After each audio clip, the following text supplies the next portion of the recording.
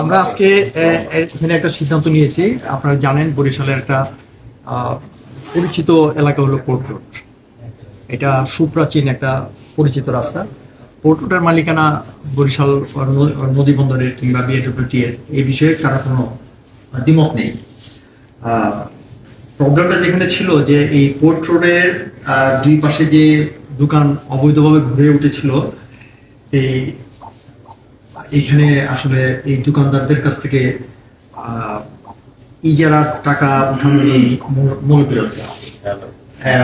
এক পক্ষ city corporation বলছে যে তারা টাকা উঠাচ্ছে, আবার বিআইডব্লিউটি বলছে যে সিটি কর্পোরেশন টাকা উঠাচ্ছে।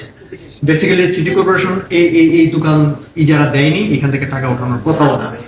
কারণ পোর্ট রোড এক জায়গায় অ্যাকুইজিশন করা হয়েছে হলো রাস্তার জন্য, এটা ইজারার জন্য নয়। ইপ্সিত উদ্দেশ্য হলো to build a road, not to lease it out. তো এখন ইচ্ছিত উদ্দেশ্যের বাইরে যদি এটা ব্যবহার করতে হয়, তখন আমাদের কালেক্টর বাহাদুর আছেন, উনি হয়তো এটাকে আবার রিজিউম করে খাস টাস করে ফেলবেন।